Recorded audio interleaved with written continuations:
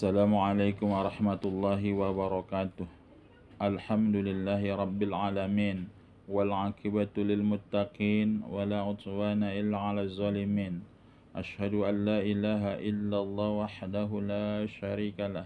Al malikul haqqul mubin. Wa ashhadu anna Muhammadan abduhu wa rasuluh. Al mab'utsu lil alamin.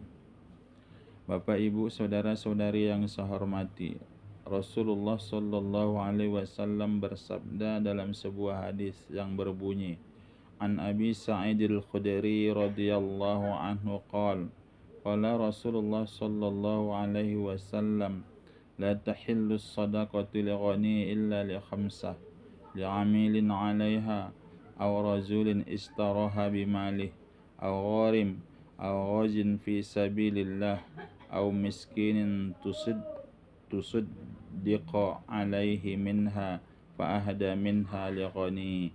Rawahu Ahmad. Yang arti hadis adalah dari Abi Sa'id Khudri, telah meridhai Allah daripadanya, ia berkata, Rasulullah Sallallahu Alaihi Wasallam bersabda, tidak halal zakat itu bagi orang yang kaya kecuali 5 macam. Pertama, karena dia sebagai amil, dan yang kedua, seorang laki-laki yang menjual harta zakat itu kepada orang kaya, dan orang kaya membeli harta zakat itu. Dan yang ketiga adalah orang yang berhutang, dan yang keempat orang yang berjuang di jalan Allah fi sabilillah. Dan yang kelima adalah orang miskin yang bersedekah kepada orang kaya dan ia menerimanya. Dan maka kata Nabi, cukuplah ini sebagai petunjuk bagi orang-orang yang kaya. Bapak, Ibu, saudara-saudari yang saya hormati, hadis yang diriwayatkan Ahmad ini adalah maksudnya, kalau ada seseorang itu orang kaya, maka dia tidak boleh menuntut atau meminta yaitu zakat. Kenapa? Karena dia sudah kaya. Kalau seandainya dia meminta zakat, maka hukumnya adalah tidak halal dia untuk menerimanya. Bagaimana yang dimaksud dengan kaya di sini adalah orang yang cukup kebutuhan makan pokoknya, yaitu sehari semalam. Untuk makan satu hari ini sampai besok malamnya dia tidak berhutang dan cukup kebutuhannya untuk makan sehari semalam itu, maka dikatakanlah seseorang itu kaya menurut para ulama. Maka kalau seandainya dia ada kewajiban zakat fitrah, umpamanya sudah masuk 1 Syawal, kalau seandainya besok hari rayanya cukup makan seseorang itu sehari semalam lebih dari kebutuhan sehari semalam itu, maka wajiblah seseorang itu mengeluarkan zakat fitrah. Maka dua pendapat ini sebagai dalil menurut para ulama untuk dalil bagi seseorang yang kaya, kalau ada cukup kebutuhannya sehari semalam lebih dari kebutuhan sehari semalam itu, maka sudah dikatakanlah seseorang itu kaya. Maka kalau sudah seseorang itu kaya, maka tidak boleh menuntut zakat, apakah itu zakat harta, apakah itu zakat mal, kecuali ada yang 5 macam itu, li amilin 'alaiha, karena dia sebagai amil, karena dia ditunjuk oleh pemerintah menjadi amil zakat, maka boleh dia menerima zakat. Tujuannya adalah untuk disalurkan kepada mustahik. Dia cuma sekadar menerima, dan paling dia nanti mendapatkan yaitu 1 asnaf atau 1 senep dari zakat yang dia terima. Kenapa? Karena dia ditunjuk oleh pemerintah, di-SK-kan oleh pemerintah sebagai amil.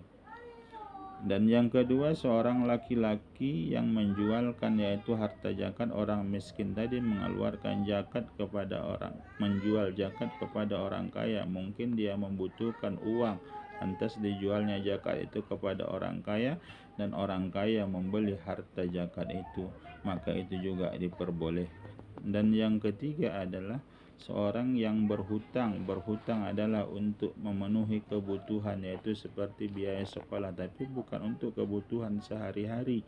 Tapi ada orang yang berhutang untuk kebutuhan anaknya, mungkin untuk melanjutkan sekolah, lantas dia berhutang, atau kebutuhan yang lain untuk menjaga kehormatannya, lantas dia berhutang. Maka ini adalah orang yang berhutang, dikatakan menurut agama, dan dia ini juga berhak menerima zakat.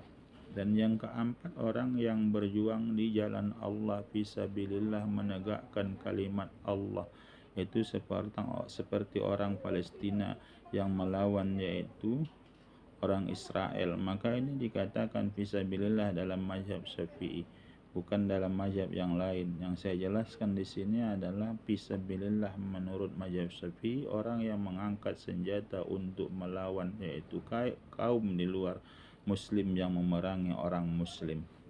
Dan yang kelima adalah orang miskin yang dia bersedekah, mensedekahkan hartanya, harta zakat yang dia terima tadi, tapi disedekahkannya kepada orang kaya dan orang kaya menerimanya, maka ini juga diperbolehkan. Kata Nabi di ujung hadis itu, fa'ahada minha li khonin, hadis ini cukup sebagai petunjuk bagi orang kaya agar orang yang cukup makannya sehari semalam lebih dari situ sudah dikatakan kaya. Maka kalau sudah dia merasa seperti itu, maka dia jangan menuntut harta zakat. Kenapa? Kalau dia menuntut harta zakat, itu tidak halal baginya untuk memakan harta zakat, kecuali yang saya jelaskan di atas tadi yang 5 perkara ini. Bapak, Ibu, saudara-saudari yang saya hormati, ini saja dulu pertemuan kita kali ini. Terima kasih atas segala perhatian, mohon maaf atas segala kekurangan. Wabillahi taufiq wal hidayah. Assalamualaikum warahmatullahi wabarakatuh.